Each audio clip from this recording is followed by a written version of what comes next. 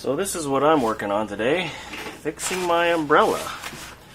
If you notice, it's missing a handle, and that's because when I went to push the release mechanism today, it snapped right at half and the handle fell off. So I sawed off the bent metal and took the handle off and decided I wanted to fix this because I like this umbrella.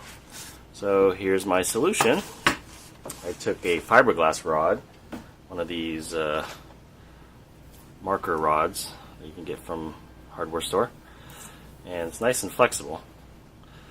So I inserted it into the handle, glued it in, and created my own makeshift release mechanism from one of these conduit holders. I hammered it flat and bolted it to the handle with this bolt sticking out for leverage. So I insert it to the previous shaft. Hook in just like that. And to release,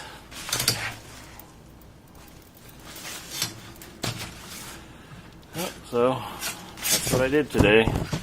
I need my umbrella.